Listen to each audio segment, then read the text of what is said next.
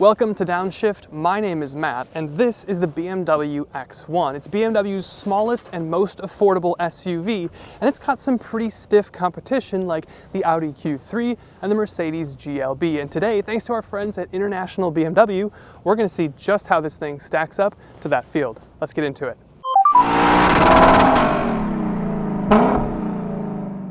Now for starters, there's just a couple strange things going on here. For example, adaptive cruise isn't standard, and I kind of feel like it should be from the German 3, Mercedes, BMW, and Audi. You also get the iconic sounds, which I've only ever seen in the electric cars, but I guess you have it here too to synthesize the engine note. And you have heated seats, but they aren't standard here. And you don't have a cooled seat option at all, and you can't get heated rear seats. Are these things deal breakers? No, and you can option a bunch of this stuff aside from the cooled seats. So it's not a huge deal, but just something to note. And then we have to talk about the price. The X1 starts at $40,500. The Mercedes GLB then starts at $39,800, but that's only for wheel drive. To get all-wheel drive, you're going up to $42,000, so a couple grand more than you get in the X1. But the Audi Q3 is going to start at $37,000, so significantly lower than the X1. So it's slightly less than the GLB, and it's quite a bit more than the Q3. As tested, this one is spec'd out to pretty much everything that you can get, and that comes just across the line at $50,000. Now, $50,000 is also where the more sporty M35 is going to start to come in once we get that on the lot here. And then the X3, if you were wondering, the next step up starts at $47,000, so $3,000 less than the as-tested price here, but that's just for rear-wheel drive. It's going to be $49K to get all-wheel drive in your X3. But as it stands in the segment, it's kind of the usual lineup. The Mercedes is the most expensive, the BMW is in the middle, and the Audi is the most affordable. But spec'd out here over the $50,000 mark, it's pretty expensive for a subcompact SUV. And then we have to talk about the MINIness, and I don't mean that it's the smallest SUV that BMW makes. I mean the fact that this is built on a Mini chassis, which means it's inherently front-wheel drive biased. But with the X1, you do get xDrive all-wheel drive as standard, and it comes with torque vectoring, so it kind of synthesizes some of that rear-wheel drive in a similar way of Acura's super handling all-wheel drive. Do you end up feeling the difference from the front drive architecture? Not really, no, but if you do drive it really hard and you're really starting to look for it, maybe you could see some of the understeer. But it's on a Mini chassis. It's a Mini. And then, just in the interest of being thorough, we're going to talk about towing. The X1 from BMW is not rated to tow. I'm sure it can tow something, but we don't know what that is. And there's also conflicting information online for the GLB, but at least it's rated. Some are saying 3,500 pounds, some are saying 5,500 pounds, but to be honest, I'm skeptical of either of those numbers. But again, that's what you get on the internet.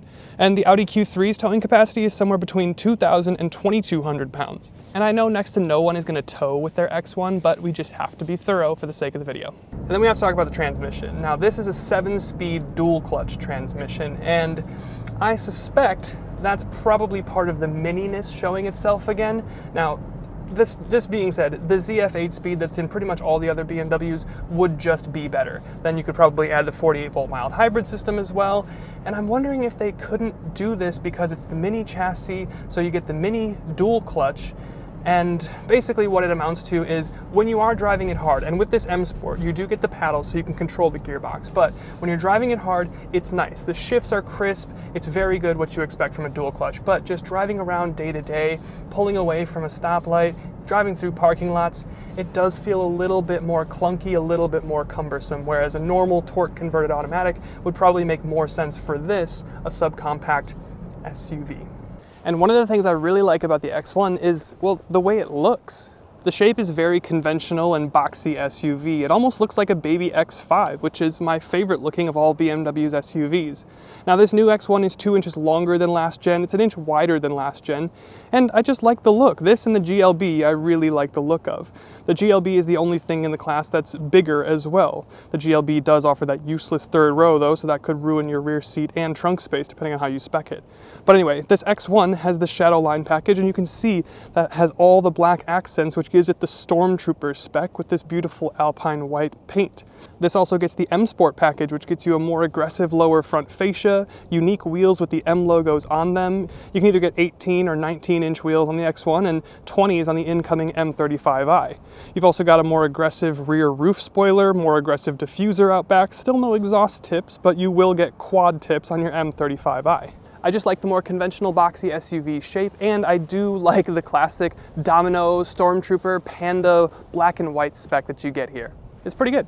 But now we're going to talk about the engine. We're going to talk specifically about performance and fuel economy. Now here, you get the 2-liter turbocharged 4-cylinder. It's not the 48-volt mild hybrid system that's in pretty much all the other BMWs at this point, but you get the 2-liter turbo, does 241 horsepower, 295 pound-feet of torque. Again, going through that 7-speed dual clutch to all-wheel drive. Again, kind of weird, maybe not necessarily BMW, but more Mini. But anyway, 0 to 60 is in like the low to mid 6 seconds, so it's not like it's slow. This is also the most power that you're going to get as opposed to what you're going to get in the Q3 or the GLB. But then in terms of fuel economy, you're also pretty good too. 25 in the city and 34 on the highway. Now those are pretty good numbers, but I can't help but again feel like if you had that 48-volt mild hybrid system, you get like another 1 mpg, and then the transition as you pull away from a stop sign or even in between gear shifts from the dual clutch would just be a little bit smoother. So just something to note. But with that being said, if this still isn't enough horsepower for you, if the most horsepower in the class isn't enough for you, there is an M35i coming, and that's going to give you about 70 more horsepower, quad tips, and probably a bunch more drama. So wait for that. And then let's talk trunk. It's nice and big. You've got 26 cubic feet with the seats up. If you fold the seats down, which fold completely flat, you get 57 cubic feet of space, which is 10 more cubic feet than you're going to get in the Audi Q3. The GLB will give you a touch more trunk space, but that's only if you don't option the 3rd row thing. But it's a great and practical trunk here, and I always like the little netting that you get on the sides. And then we have to talk about the way that this thing drives in general. Now it is on a Mini chassis and it's front wheel drive based, but this is still the most fun that you're going to have in the segment. And a lot of that is thanks to the M Sport package that we have here. You get upgraded brakes, you get adaptive suspension, you get paddles so you can control yourself the dual clutch transmission. So when you are on it, you can really get that satisfying snap that you guys know I'm all about. You get the boost paddles for a launch control, and it just feels more at home being driven hard than you would get in a Q3 or a GLB. It's still BMW, and it's still pretty fun to drive, but I'm waiting for the M35i.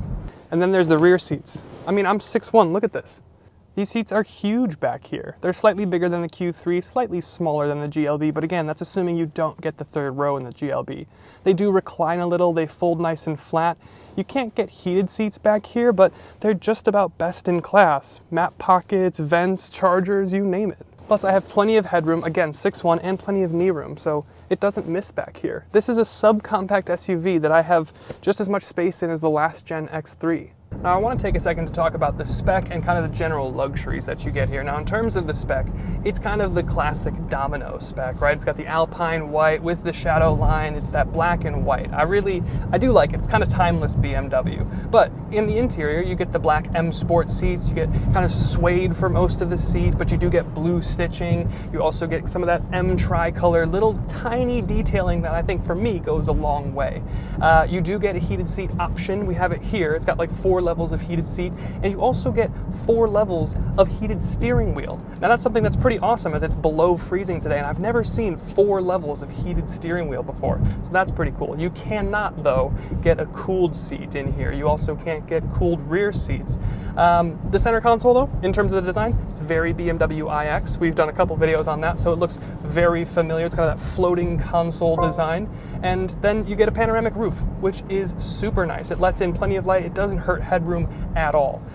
You've got really nice ambient light across the cabin and also surrounding your wireless phone charger, which is just kind of cool. Your wireless phone charger is like something I'm weirdly obsessed with. It's got ambient light surrounding it. It's got like a little seat belt for your phone in there. It's just really cool. And then you've got Harman Kardon speakers that not only look cool, but they sound pretty great as well.